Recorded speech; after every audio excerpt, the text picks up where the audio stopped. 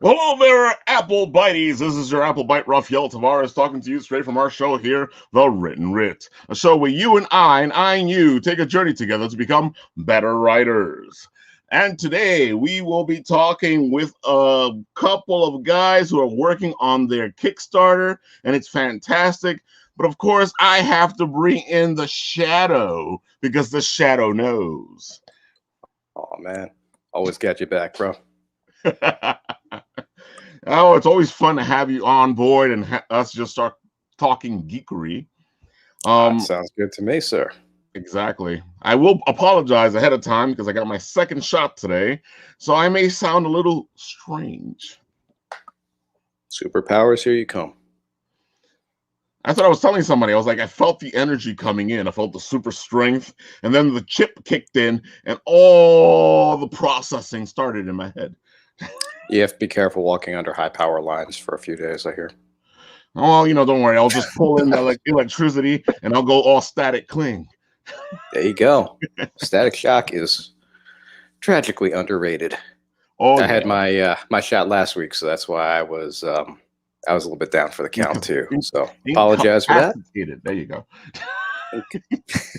I was just fostering all of those good antibodies, Oh man, ready to get the world back on its feet. Well, it's good to have you back. I see your spine ticks back there, and yes, sir. And ooh, what's this Batman looking thing? That is my other boy, NOLA Comics. NOLA Comics. Ooh. Yes. He's involved in our Dungeons and Dragons campaign on Tuesday and Friday. Ah, that's Traveling right. Root Beer. Dungeons and Dragons. I love myself some Dungeons and Dragons, man. I know you do, sir. And I guess we should start this show and get things flowing. And what better way to do that than to bring in our guests, Edgar and Manuel. Hey. Nice. The names line up and everything.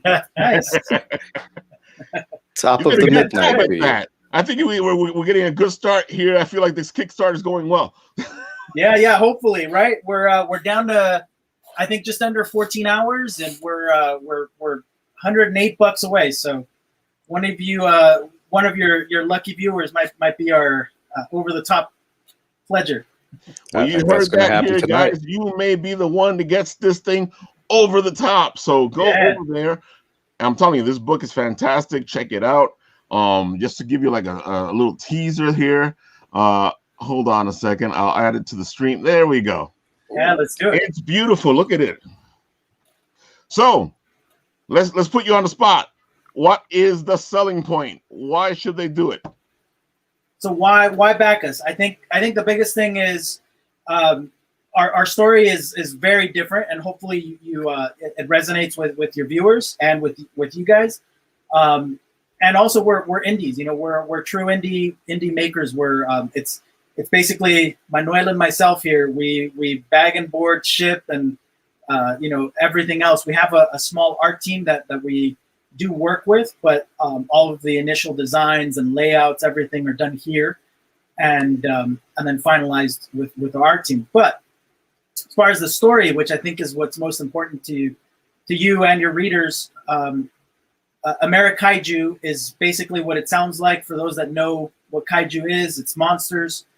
It's all about the monsters. What you see here is the trio. Our hero is right in the center, and his name is appropriately named Hero. The story is about a 5-year-old named Ike, and he's a newly minted monster hunter who is tasked with taking on America's mythical monsters. And the story is not only him taking on those monsters, his growth in that task, but also about the communication that has to happen between his two mentors who you see beside him and himself, because they are a complete 180 of one another. The older brother is basically plan, be super safe, and then you have the younger brother who's like, screw it, let's just jump in and do this, and they're both on his shoulder. Do it now, don't do this, do that, So it's a cool dynamic between the three of them. and you're going to see that dynamic, how it plays out, and how our 5-year-old protagonist evolves to a point where he eventually becomes a mediator and is able to choose his own path, as opposed to choosing, blue or red or left or right. He's going to pave his own path. And what you see there is our protagonist, Ike, in the very center, with Hero, his alter ego, behind him. And then the two brothers, the older brother, Van, on the left in the blue, and Sid in the red on the right. It sounds Very good. cool. Like we were talking about right before we started here. This does look like an '80s cartoon that I would have checked out when I was a young kid. So, Right. what made you decide to go with this art style? Well, I think it's a mix of the two of us, but we definitely both looked at a lot of art, and I think Manuel landed on a bunch. It was a great opportunity for us to kind of flush out a lot of things that we were exposed to as kids. Edgar here with the artist background. My background is in early childhood education and family studies, and it's a lot of things that we ran into, we encountered as kids, and we kind of fell in love with that, and it was a great opportunity for us to give the world something that they could relate to, if they grew up in the 80s or early 90s, whatever it is. Yeah, and I think for us, selfishly, I can say that, right? Selfishly, it was something that we grew up in the 80s, and that's what we were seeing, that type of imagery, and we wanted to do something and make something for ourselves, because this is a project born out of love and not necessarily like, hey, let's go and make $1 million. It's something that we wanted to be able to look at and say, we're proud of this, and I think we both can say that, that we are. Well, when I'm looking at this stuff, it looks really good. Thank you. Yeah. I always love the concept of the young hero becoming something bigger, especially since they're becoming these monster-looking heroes, and it completely just talks 80s, and those cartoons we watched with the toys attached to it, know. Oh my God, yeah. That's a good segue to bring up one of the things that we're offering in our Kickstarter. Just like every good 80s cartoon, every good 80s animation, we're also showing off some product development, some toys. If you want to show them the figure, one of our rewards tiers is this awesome roto vinyl figure that we made. This is an actual production piece. Oh wow, that's beautiful, man. That's he's big. An 8-inch tall roto vinyl figure. Again, tons of articulation, and we have big plans for the product line that we're creating. But this is the first one because, again, for me, it's all about the monsters. We look at these guys and we're just like, that's the coolest part of these things. For me, it wasn't about, like, say for instance, the Power Rangers. It wasn't about the Rangers. It was about the monsters and how cool those things were. Every week to have something different. I completely agree. Is this particular figure based on a real mythological creature? Sort of. So I don't want to give too much of the story away, but it's basically a bunch of different monsters combined into one. And for our story, actually, you can show me. This is basically the maquette that I made for the vinyl figure that you see there. This is what he looks like, fully painted. He also appears in one of the covers. But to answer your question, the main villain, named Tagarik, he basically takes over this mega monster, what we're calling a mega monster, during one of the fights, and you get to see, basically how he handles himself in that battle. Well, that's excellent, man. I've got a thing for cool monsters and toys, so yeah. You got so for us, it's for us, it's kind of a I think a couple of people have brought up the reference of Power Rangers, and I think it's apropos, right? Just like every other every other show that comes from the East, we're doing something similar in our formula. So we're seeing that instead of, for me growing up, in that sense, it was basically, I would look at it as, okay, so you have these 5 kids that are in their individual robots, and they're ganging up on this monster, and this poor thing can't handle all of them, right? So in this case, I'm turning it on its head, and I'm saying the monsters are the ones ganging up on our hero, and they can't get one over on him, even though he's by himself. That's interesting. Yeah. So I'm looking at some of the pictures here, and it looks like it's very reminiscent of like a Ready Player One type of scene where he's got the goggles on. Right. Is that anything you can elaborate on at this time, or do we have to pick up the book to figure out what's going on? Well, it's not gonna kill any of the plot. I think we discussed this before. It's basically part of the background that you're gonna find out in issues 2 and 3 a little bit is where he gets those goggles, and initially when we start off in issue 1. Page 1, he thinks he's inside of a video game, and he kind of technically is inside of a video game because he's looking through these goggles, and then he's basically, taken out into the real world while still wearing these goggles. You got a good eye, Lou. I didn't even see the goggles in that. Yeah. So are these all like different covers, or? Correct. Yeah, so you have a few. A few artists here, some amazing talent from Javier Giangiacomo, who's doing our classic covers, or what is normally referred to as an A cover. We're calling those classic covers, and Javier is doing the top left and the bottom center. Then we have a good friend of mine who's also a fellow Otis College of Art and Design alum, Ryan Tumaliwan, did a tribute to Spawn. Very near and dear to my heart because that was one of my favorites growing up too. And then you have Mr. Enrique who just joined us. Good timing, my man. His cover is right next to Ryan's. That's the one where you see Tagaric battling our hero. So I did very, very rough pencils. I think Mr. Kike can attest to that. He inked it, and then we had a very talented colorist, Becky Fuller, goes by Lady Macbeth. Oh, we know Becky. Yeah. Super talented. Gave this thing some life. I mean, I did my best to get it there, but Kike definitely brought it home, and she just knocked it out of the park with the colors on that one. The next one at the top row is Chloe Sanchez, and what I love about her piece is not only how soft it is in its color, but also the fact that she's telling a story within the cover all on its own. I think there's so much to say about what's going on there.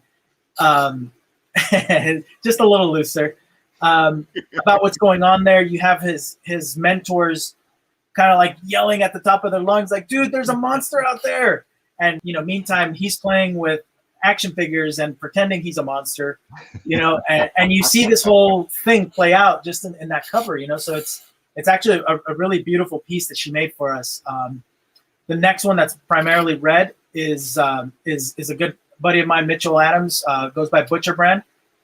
I just can't say enough about this guy. Dropped this piece back to me in, I think it was less than 2 days or so.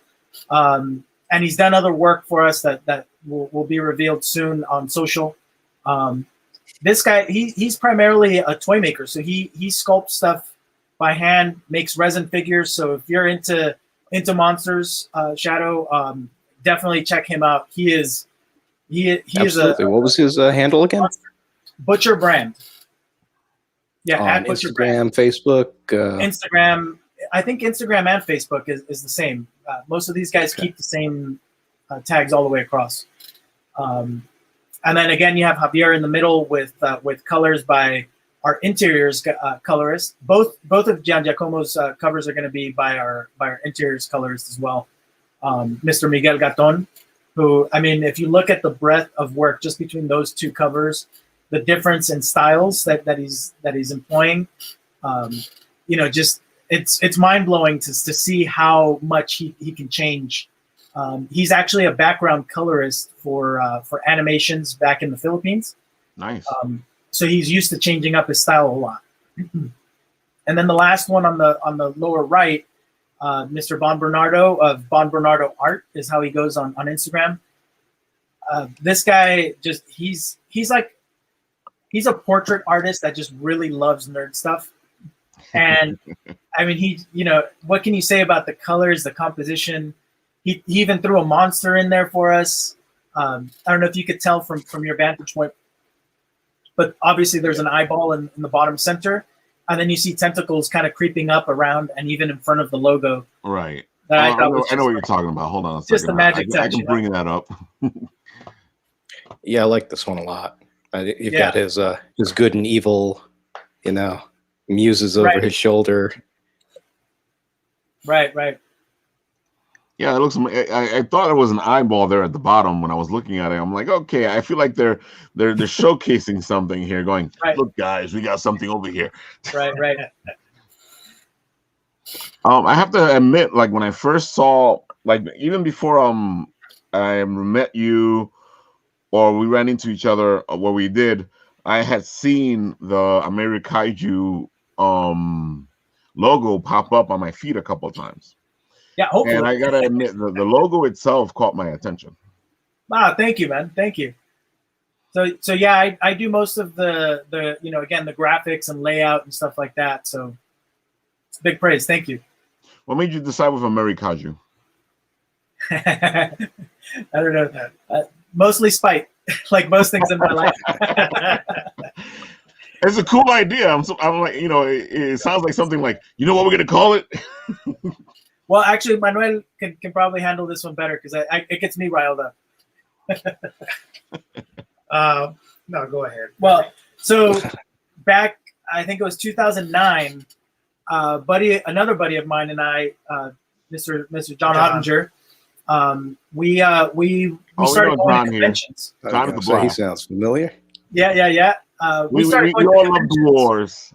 The dwarves, yeah, you were deep in the dwarves. He and I started going to conventions together. More than anything, we were so jealous of seeing these other artists out there. We're like, we want to do that too. So we head out there, and our bread and butter, we're toy designers by trade. At that point, I'd been a toy designer for about 9 years or so, and John had been in the industry for a good 15 years or so. So we're both toy guys, and we're both like making things with our hands. So one of our gimmicks to get people to come closer into our booth was to sculpt. And we actually have a few pieces. So this was my first vinyl figure. Man, we're going to be friends. Yeah, the little guy, right?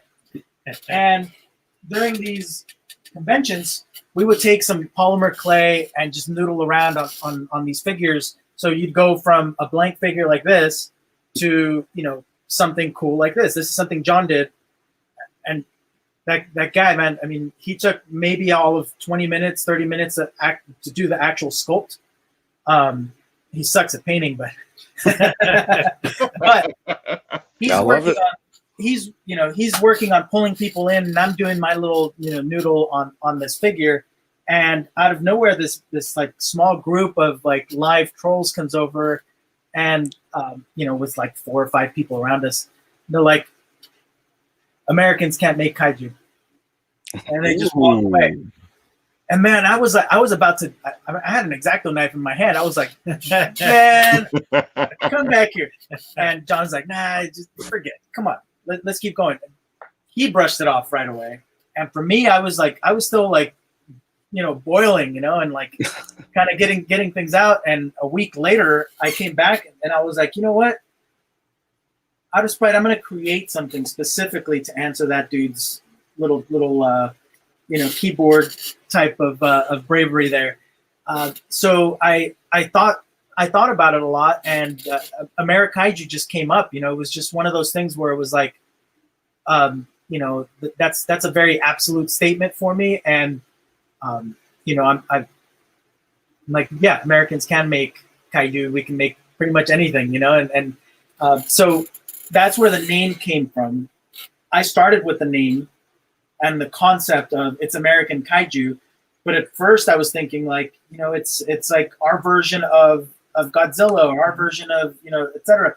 And then, just noodling around with it, I thought, no, it has to be very much owned, and something that just, it popped into my head. Why not American monsters? And, give our local lore a little bit more love and bring those guys out into the forefront a little bit more, and like I said, I love monsters, and I'm kind of, I like to read a lot, and that kind of comes in hand with reading about like these obscure monsters that only the locals would know about. So I do a lot of that. I do a lot of that research, and I bounce a lot of ideas off of Manuel, and we came up with a really cool lineup in the first series of monsters that you're going to see. I think that's great, man. I mean, they don't boo people unless they got something great behind them. So right. These fools just lit a fire in you, and I'm liking what I'm seeing so far, man. Thank you, man. I appreciate it. You say American monsters, so that's all of the Americas, North, correct, South, yeah. So Central. It's not like draping a flag on your monster and calling it a day. It's about the lore of the Americas as a whole. We're going to be introducing some Alaskan monsters, some South American monsters. Stuff from our Midwest here in America, from back east. We have a little bit of everything, like Beast of Bray Road and Jersey Devil. I mean, you guys are more accustomed to those names than we would be back west. But I'm that's exactly the mission, right? To bring those monsters out a little bit more into the fray. Oh, that's amazing. As I'm sitting here and you're telling me all this stuff, because I'm big on mythology and I do a lot of research with a lot of stuff, and I already have like 10 names in my head and going, oh, they can do this, they can do this, they can. Right. Yeah, and that's the beauty of it. I mean, when we looked at it, we're like, dude, there's a couple hundred here that are just popping up easy. And then of course, Manuel being the money man, he had to bring me down to reality and say, that we're not going to be able to pay for 50 monsters in one episode, or one issue. So yeah, I know Edgar was like, let's just give them everything, in the first, second, third issue. I said, wait, hold on. Can we realistically do this and keep it going? So just maintaining our feet on the ground and looking forward and talking about monsters. When you see this figure, there's a lot of influences. Again, I'm not the artist, but I saw a lot of cartoons in the 80s and the 90s. There's a lot of influences, and you could tell that we've used those contributions to really create and bring what we have here today. Yeah, it's a lot of nostalgia factor for us, You can definitely see it. You can see the whole nostalgia aspect. Yeah. Like I said, it reminds me of being there, playing with the figures, watching the cartoon. I have to admit, okay, so let's get this out of the way. Your book's already done. The first book is done and printed, but you guys are doing this Kickstarter right. now. Right. Why did you guys decide to do a Kickstarter if the book's already ready? And why not do the next book? Yeah. Well, I think the money man can definitely handle that that question. Yeah, it was, and we asked this question to each other, and we still ask that question. What we wanted to do for issue 1 is we self-funded it, and the reason we did that is because we've never done this before. We've never even tested the waters. Edgar was in the toy industry, is in the toy industry, did a lot of things, but he'd never done a comic book. So there was a lot of things to be learned, and we're still learning. That learning curve is steep, and it's it was an opportunity for us to really put our heads together and say, hey, do we want the public to own our errors? No, let's develop this. Let's flush this out. Let's really give the public something that they could back and say, hey, these guys have developed something, have a storyline, have some ideas, monsters, so on and so forth. So that's what we did. We said, hey, let's self-fund issue 1, and then we've done tons of mistakes, money-wise, design-wise, however, marketing-wise. However, now we're in a great momentum. As you heard earlier, our Kickstarter is only 13 hours away or less from ending, and we're in pretty good shape. So we have a lot of support right now that's been helping us, but we do need to get there soon. Yeah, we're $108 away. 108. That's it. Come on, that's boys, like, let's get that's in like there. 5 lattes these days. You know? We can do it, man. We can get them there. It's time for some traveling root What's beer. up, traveling root beer? Nice. My brother and dungeon master of our D&D campaign. So, So, all right. I like this thing. I like this concept. I like the story. I'm a big mythology fan, and I, like I said, I study a lot of the mythology from America, and I know that you probably will hit things like La Llorona, Right. or the Wendigo, or maybe some skinwalkers. Yeah. So what we did as part of our not just the research, but paring those down, we want to really keep them to the ones that are more beast-like. And it's funny because we actually did talk about La Llorona. The problem with her is that it's an actual person, and with the storyline that we're building, without giving too much detail, we're working on a way to make La Llorona more of a beast. Like we're going in that direction. All of these are inspired by, and not necessarily us telling the details behind every one of them, and sticking to the lore 100%. That's the fun of it. That's the fun of it. Right. You start with the bases, and then you start creating. Right. As a writer, that's what we do. We start with a piece, and then we start playing around with it. It's just like Shadow when he's working with his clay. He'll start with something. He'll start working it and working it and working it. Next thing you know, you got this beautiful piece of work that it's original. Right. Yeah, and that's exactly what we were going for. But to answer your question about the other ones, yeah, I mean we have some that we're massaging a little bit, because the Wendigo happens to be like that one was that one actually heavily inspired our Tagaric figure because of his background, right? And what he does in terms of in terms of like the flesh eating, that's a little too far for us. But some of the aspects of the Wendigo of the original lore are going to be seen here, and I think it's actually one that you hit the nail on the head, is going to be a very central theme. That story is going to be a very central theme in our overall arc on this first arc, and the other ones, there's so many beasts that we're including in this. Skinwalkers were a little bit of an issue, but those are still on the table for us in terms of like, these are pawns that we're playing with and moving around here and there.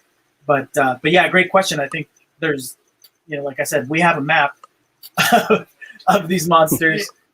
And the other thing is that we've talked about hundreds of inspirations from La Llorona, Chupacabras, whoever that is, hundreds. And we try to put ourselves in the eyes of the 5-year-old. It doesn't matter if La Llorona is a real person, but in the eyes of a 5-year-old, she's a monster. Right. She's a beast. Mm-hmm. And that's how we want to really interpret this and really bring out and have what you and I and the public could relate to when we were 5. We saw everybody as a beast, everybody as a monster, and not a real person. So that's a little bit about what's going through our minds when we're talking about monsters and how we could fit those in, these influences into what we're doing. Yeah, and there's definitely a filter, right? I mean, the short answer there is we're filtering which ones go in, and even then, I have a very like if you look at my drawing style, if you look through my feed, I'm at Amerikaiju Comic is the comic feed. My personal one is at Little House with a 3 at the end. I tend to be very, very, very cartoony. I round edges and I make everything look kind of bubbly and cute. And, there's definitely a time and a place for that, but I didn't want to go that far to where it was like, it's almost like the Disney version of these monsters. I still wanted to have some edge. Right. And that's why we went with just Ralf, who's our interiors artist that just does a phenomenal job of taking my scribbles and kind of, fleshing them out and bringing them to life the way that he does. But like, for me, this is, this is as scary as I get these days. I mean, I like that. He's frowning. That's very Power Ranger looking. He's kind of there. He's getting scary, but for the most part, it's like I'll have more cutesy stuff to where, this is actually a drawing I'm working on for a raffle that we did. But that's more my style is kind of a cutesy-ish version, of this is Chupacabras. Before or actually, yeah, I don't want to go too far into it, but this is Chupacabras in one of his many forms in our comic. But it makes sense to me, just because something's cute doesn't mean they're not fierce. Right. So are you I like keeping both of those it? things you just showed me. Are you keeping it that way because you're marketing to a certain demographic, like kids? Well, I really want to when we started all of this, Manuel and I talked about it. We both have young kids. His not as young as my little guys, but ultimately we wanted something that we could share with them without being either embarrassed because of the language or because of the content, and obviously also not having to edit because of the content, right? So it's something that I want to give something for kind of a SpongeBob style, right? Again, yet another cartoon that we grew up with. There's plenty of jokes for adults, plenty of that, but there's a lot of, gaffes and little things for the little guys to enjoy. So hopefully it's something that can, yeah, cute Skinwalker would be good. I agree, man. Hopefully something that could be on different levels, No, that's I have a ton of respect and for I'll that. take on the challenge, by the way. It's all in the finesse. And El Cuco, yeah. I gotta say, Kike has it here. He said El Cuco. My first thought was a wrestler, and he's El Cuco. There you go. Yeah, and actually, it's funny because that's what we're doing with all of these guys. It's not just some scary monster and that's it, right? We're actually dressing them up. So you'll see in issue 1, the Beast of Busco, and here maybe it's like page 4. Beast of Busco comes out, and you're gonna see that it's not just Beast of Busco happens to be a lore from, I think, Kansas, and he's supposed to be a giant snapping turtle, right? Oh, that's so cool. I like that. So we did. Yeah, okay. He's a giant snapping sci-fi turtle, but what can we do aside from that? So if for those of you history buffs that are out there, if you look, he has his he's way over here. The shoulder pads are diving helmets. Uh-huh. It's like old school diving helmets, and he has some diving weights and some gauges. He has that giant anchor on his arm, diving boots, etc. And then the big one is if you look on his chest, the number 49. All of those are cues that I took design wise from the actual lore. In the very back, there's the little bio from the lore, and back in 1949 is when this monster came to light. And I actually even included the original news clipping from that little town in Churubusco. That's excellent. And it's like, it's such cool lore. It's a fun story. His actual background is cool. And for those of you Spanish speakers, I mean, you can see where I got my first scare of the chupacabras, or I call him Chups. And you know, so we're not just like throwing an animal out there and kind of anthropomorphizing. We're anthropomorphizing, but we're also adding a few touches, like that 49 again is the year that he was discovered, right? The diving stuff is a fun insider joke because of, you know, stuff that we laughed at when we read the lore. This farmer went to such great lengths to find this thing and prove that he was true, or that he was telling the truth, that he tried draining his lake. He lost a tractor in there. He pawned his house to be able to pay for a professional diver to come in and find this freaking thing. And when they got there, he ordered all this super expensive gear, and when it arrived, it actually happened to be the wrong gear. It was for saltwater, not, you know. So it was just like one thing after another for this poor guy. So that was my like nod to the original guy, like, hey, you know, there's lore out there. I respect it. We're gonna make it our own. I love that. I love the fact that you got the lore aspect of the thing in the back of the book.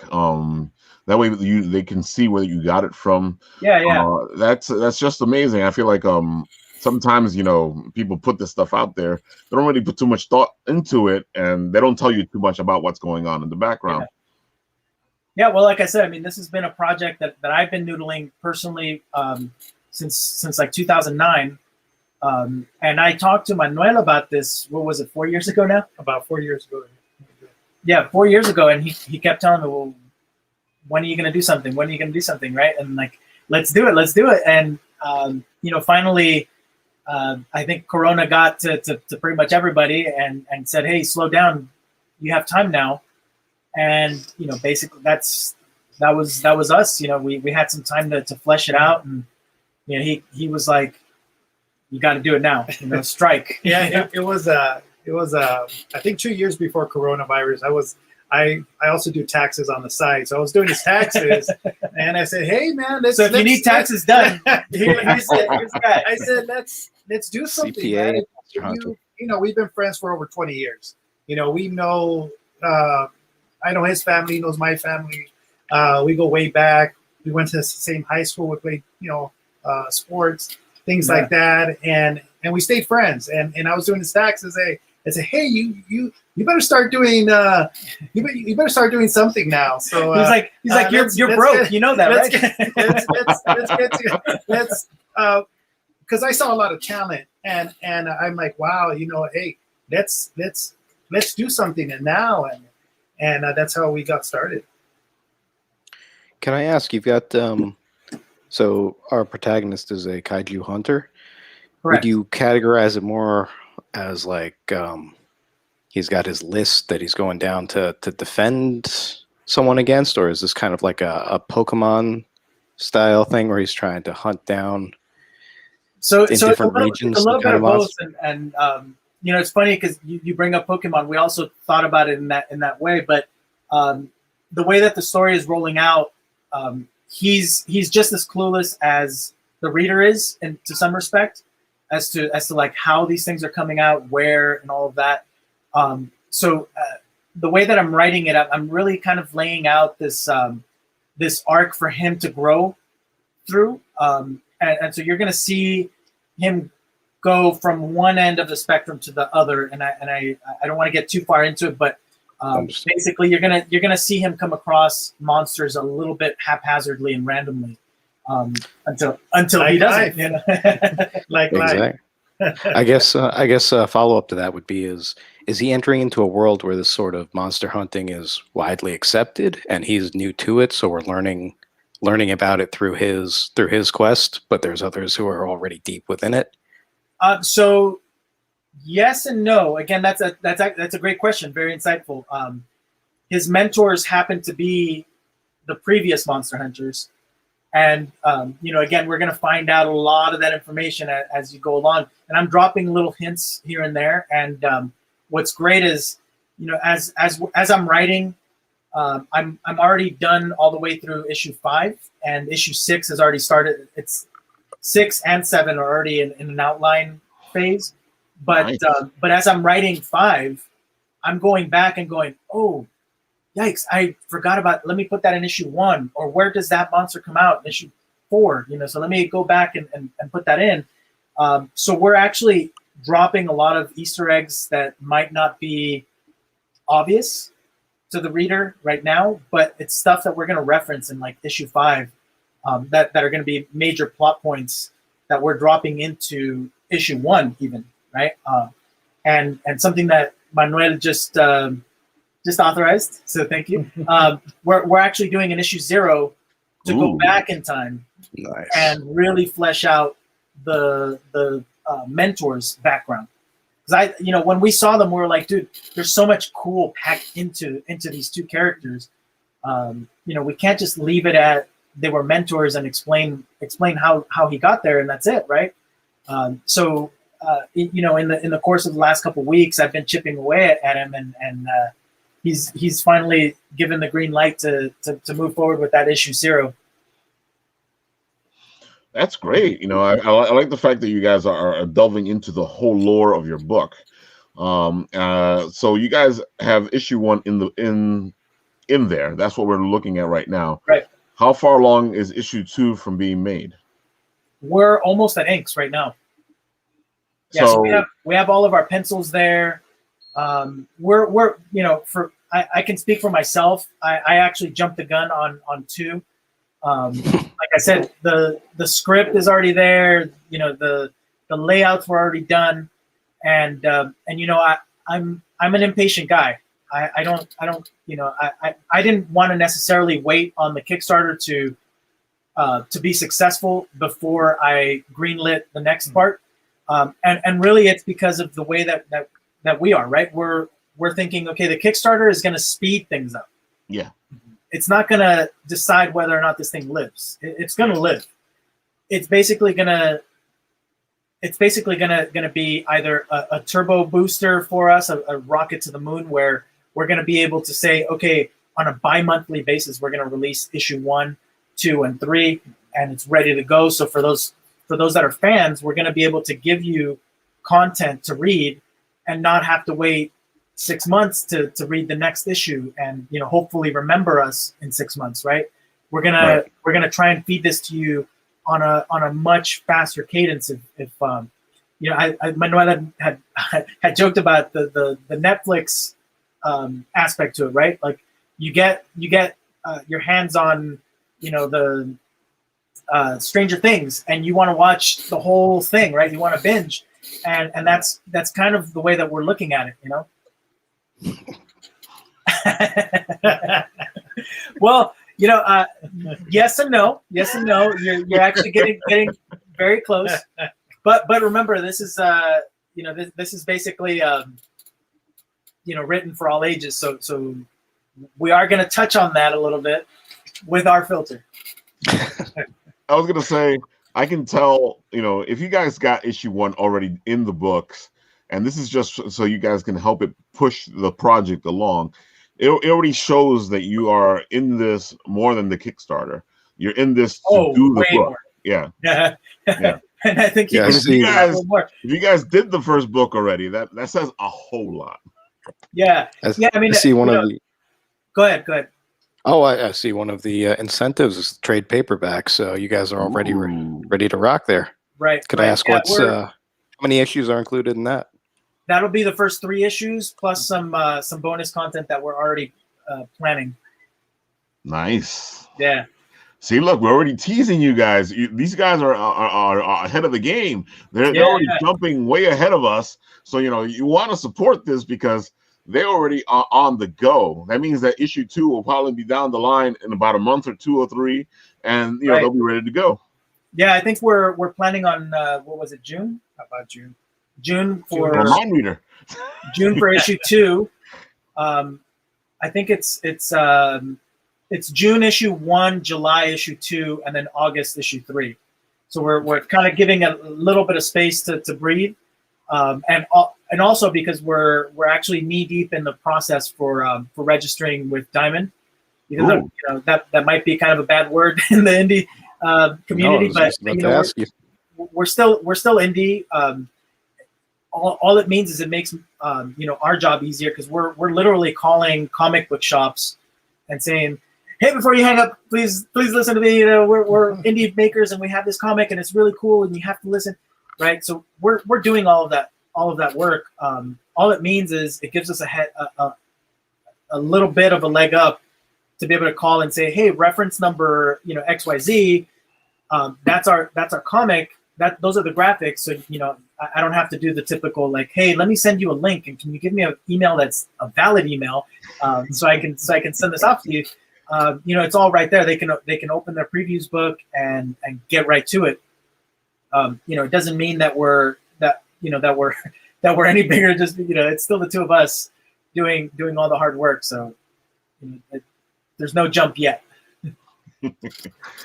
I think it's a good thing that you guys are working with Diamond, because it makes it easier.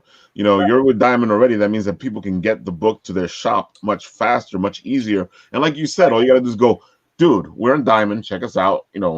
Put the book out there. Right. And of course, it's still that legwork you have to do, because you still got to go to each store or call stores so that your book could be out there. I know that once the conventions start, they'll probably build a whole other part of the legwork there. Right. Yeah. Hopefully. Are you looking at conventions already? I'm going to leave that one to the money man. We've talked a lot about conventions. I know. I told him there's a nice one in France. Edgar has more experience in those conventions. I have experience in regards to making it happen or not. So we've been talking about that. That's definitely in our radar. And he wants to go all over the world. So we're gonna see if we can make that happen or not. You gotta catch them all. I'm telling him it's research for wave 2 when we do European monsters and open it up a little bit more.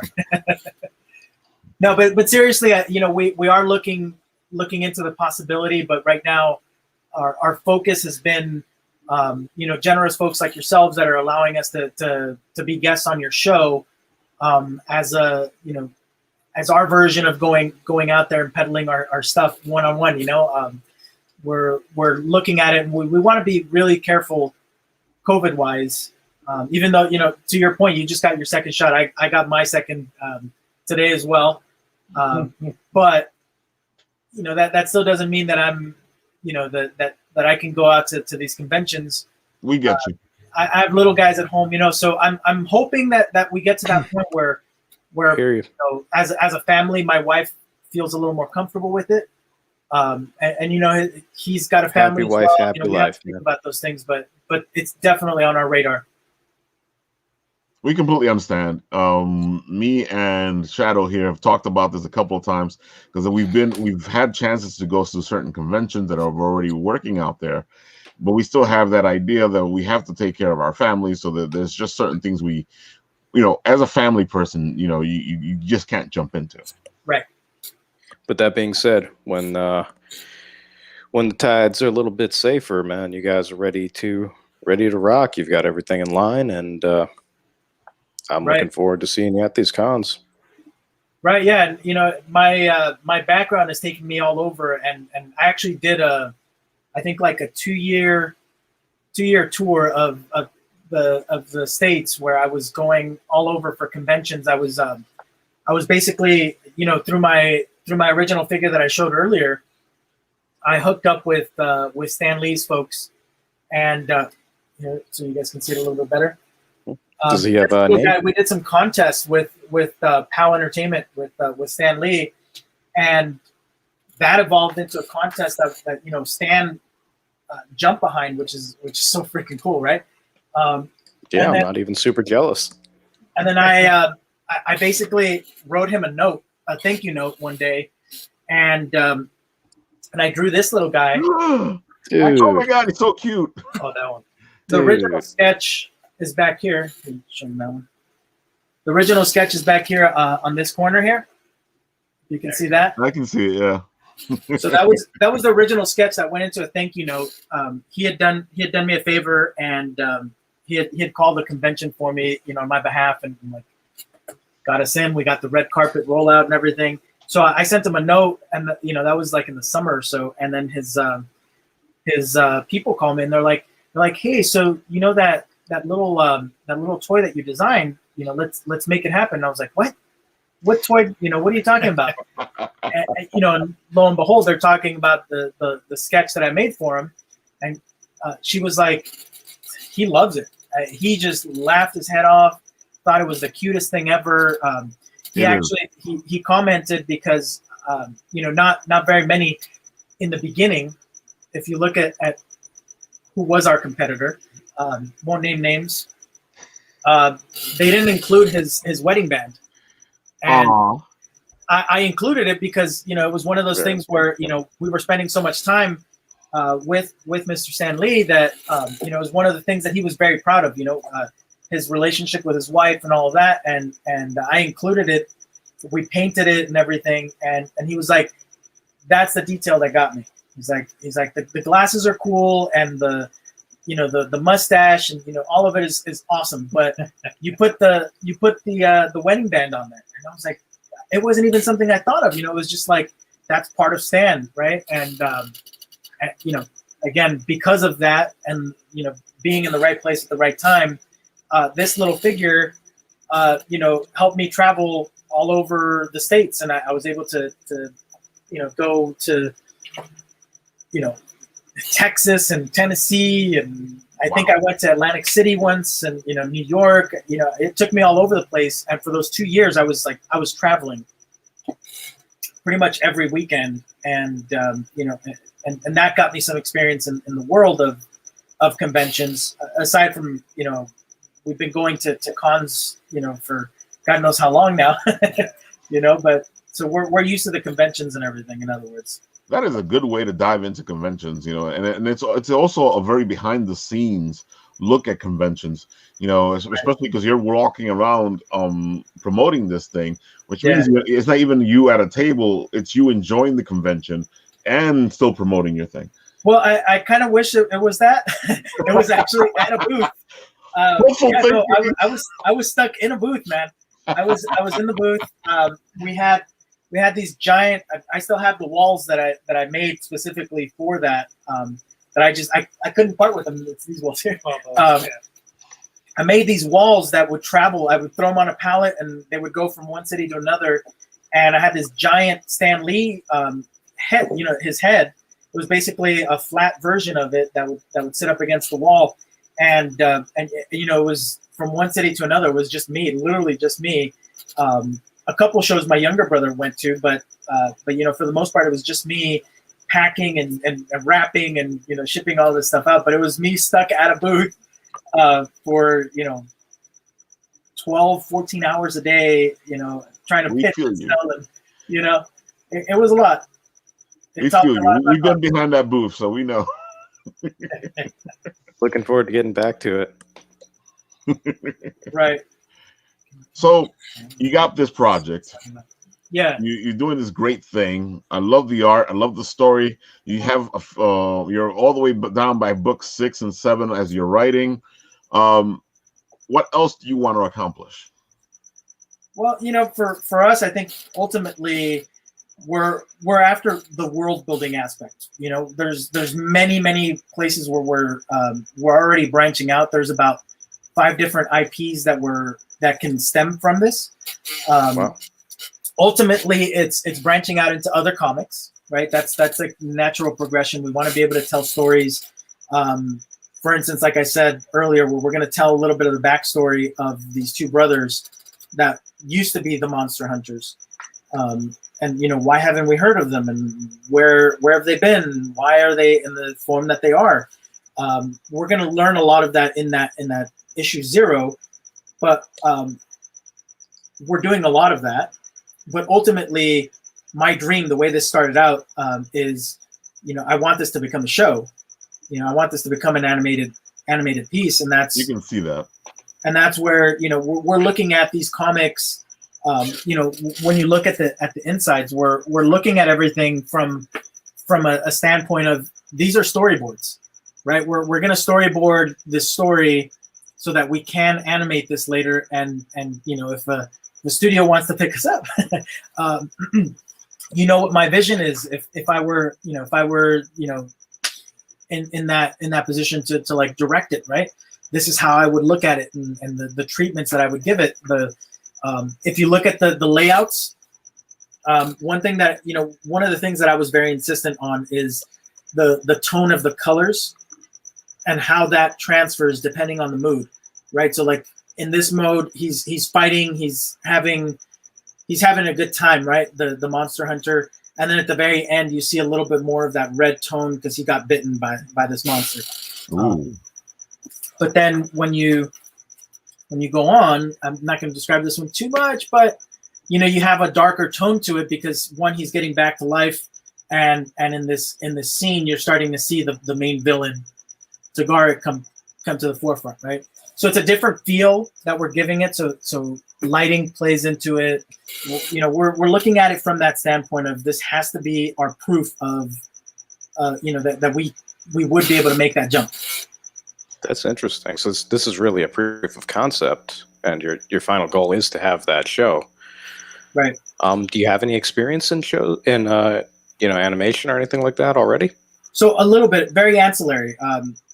One of my last positions, I was for some reason they put me in charge of all these brands over at Saban Brands.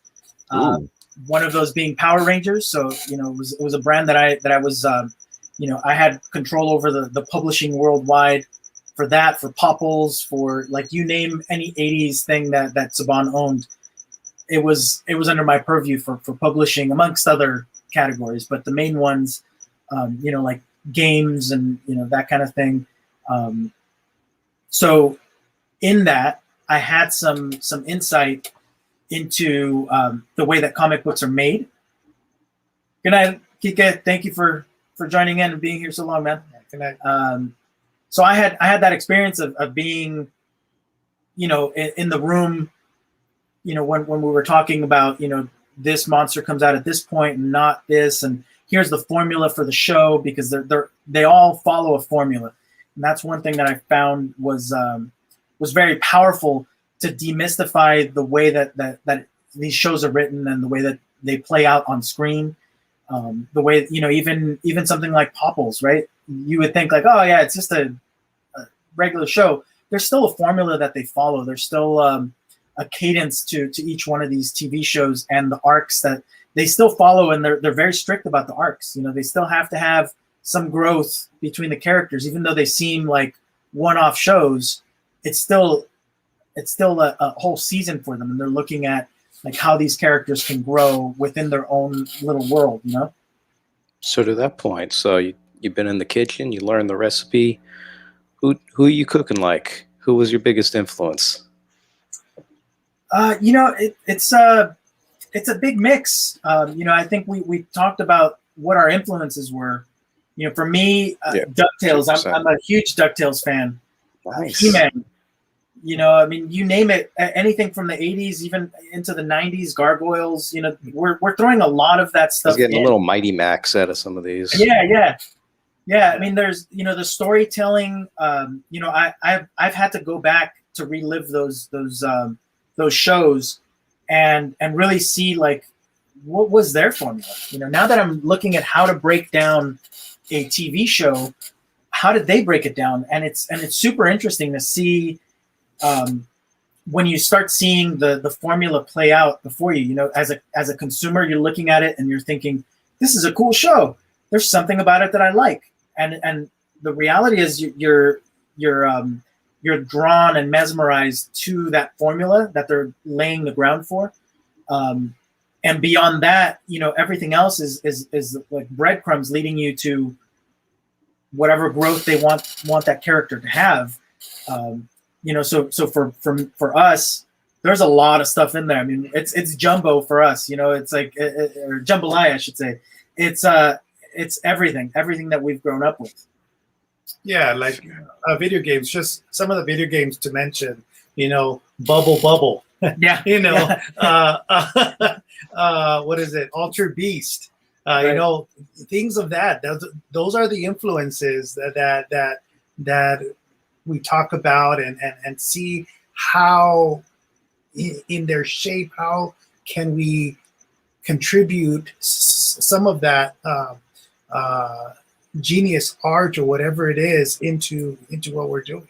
So those video games that, you know, we all spend hours in trying to beat and things of that nature. That's definitely contributed to what we're doing now.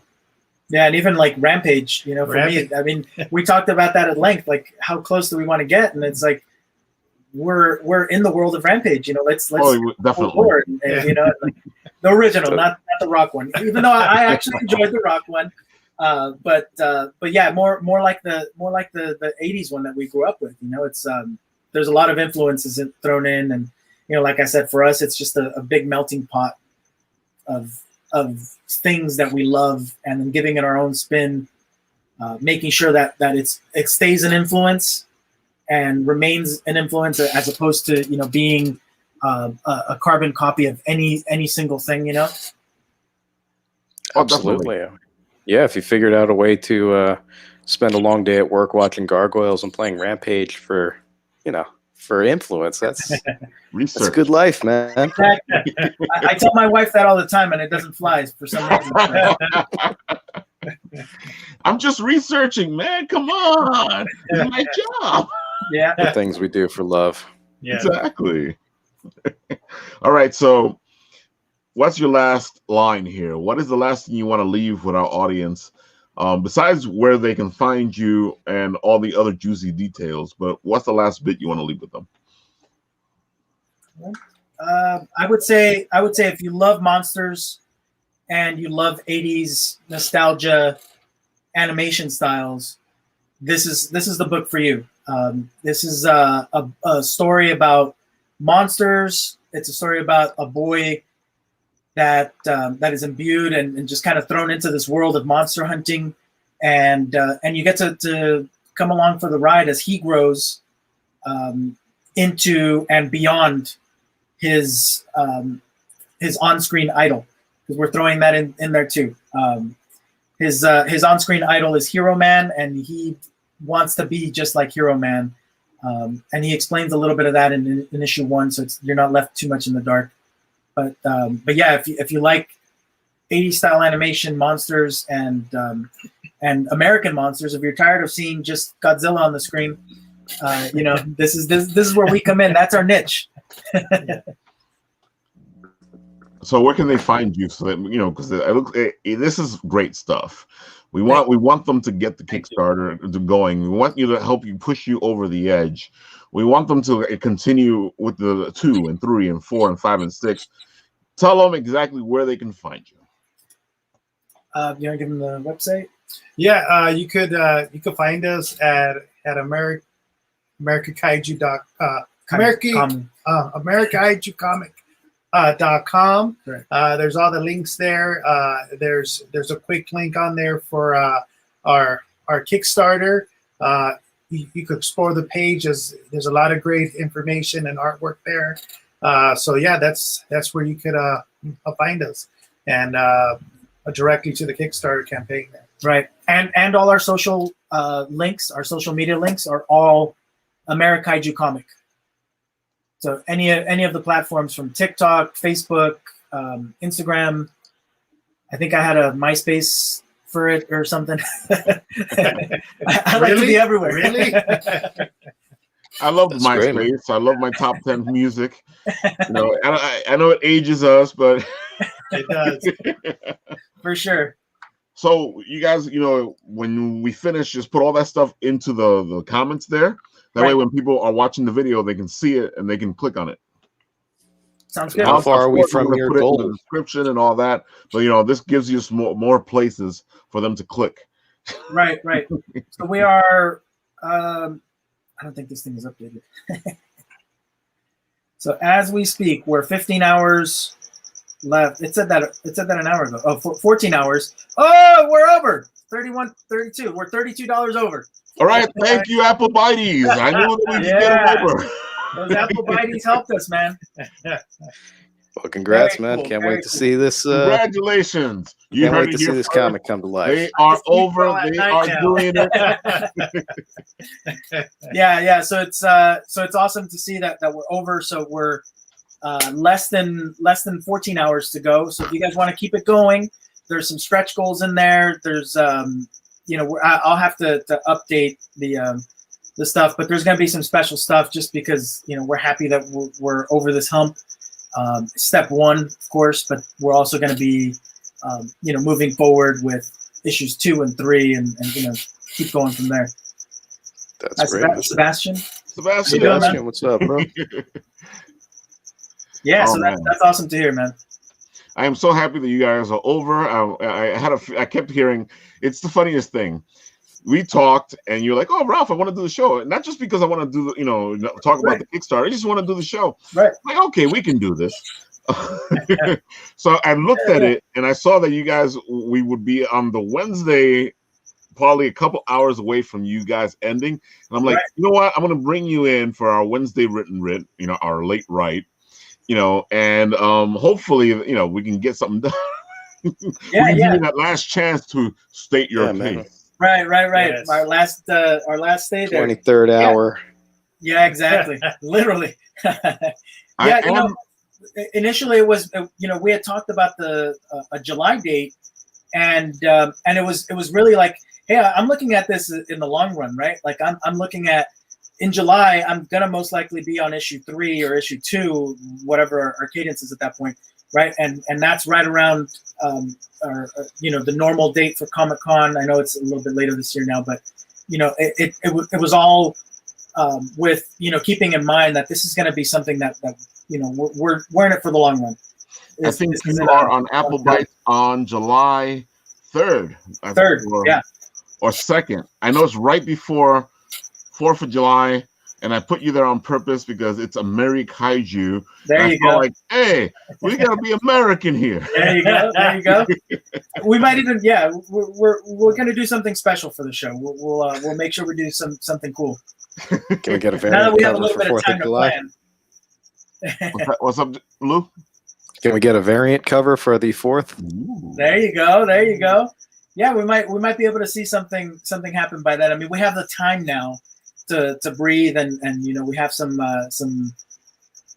to bounce off of, and now we know that there's a crowd out there that does respond to this. Oh, definitely. That's what it's all about. Yeah, I might whip something up and see if we can get some help from some of our friends that have already helped. Like I think I have it back here, the piece that Kike did. I know Kike signed off, but Kike inked that piece for me. I sent that over to him, and it's a really rough pencils, but he was able to kind of weed through all of the information and make it happen. And that's something that we did. Literally, I think it was maybe a week of me proposing an idea to Kike, inking it, and Becky being like, "Yeah, let's do this," and like jumping in and coloring it, Oh yeah, they've been working like a great tag team, man. I keep waiting for them to come out and going, "Oh right, brother, it's Becky and it's Geekery, and we're here. We're gonna color it. We're gonna ink it. Oh yeah." Exactly. Yeah. Yet another nostalgia point that brings us back, right? Oh my God. One of the things, it's funny that you say that because I keep looking at your book, and I know we're supposed to be thinking monsters, but I keep thinking wrestling. So right. We already have some of those wrestlers, especially when you showed 49 there. Right. You look so badass, and that page is just amazing. Thank you, man. Oh my God. I feel like you sold people on just put it up again. I think you sold people on just that page alone. Yeah. This one, right? Yeah. Oh, look at that. That's just an amazing piece of art. Yeah, and I mean, the artwork's phenomenal. The amount of work that's gone into it, man, I can't even tell you, just the wonders that just Rel, our interior artist, has done. Wow. And again, we already have a few, I think 3 that are going to be wrestling kind of inspired. Well, you got my attention. Oh my God. All right. So guys, thank you for supporting them. Thank you for putting them over. Keep supporting them. Yes, it's an please. amazing book. It looks great. I love the art. The art has that reminiscent 80s cartoon feel. And I know you guys all love the 80s cartoons as much as we do. Right, Shadow? Best of the best. 80s, early 90s. So, Shadow, what's your last word here? My last word here, man. You like monsters? You like to learn a little bit about the lore of the Americas? Y'all check out our boys down here, Amerikaiju. That's it. And where can we catch you next, Shadow? Me? I will be. We have off this week on Travel and Root Beer, but I'll be there Tuesdays, Fridays. I'll be on Spine Ticks on Saturday nights, possibly on Lost in Comics on Thursdays. And wherever else they throw my signal in the stars. Nice. It's the shadow symbol. And guys, where are you next from this? Do you know? I actually don't know. We're bouncing all over the place, and I think we're definitely booked. I know. I just spoke to Jarrell Motos on Let It Jarrell. Out. Yeah. So we're definitely on Let It Out. I know that we had a couple other shows that were already booked on. So I apologize. I'm blanking out right now. I think don't worry about I'm gonna it. blame it on the vaccine. So. Yeah. I've been blaming everything on the show. It's a side effect. It's a side effect. Yeah. Well, we do know that you will be on July here at Apple, on our sister show, Apple Bites, and that'll be great to catch up with you, see what you're doing, especially if you're at issue 3, because that'll be fantastic to see where we're going. We'll be able to talk a little bit more about the background and what's happening and all that. So we'll have a little more info for you guys. There we go. This is Written Writ Ralph, and this has been the Written Writ or Late Write. So guys, until next time, this is Written Writ Ralph, Shadow Rabbit, Edgar, and Manuel signing off.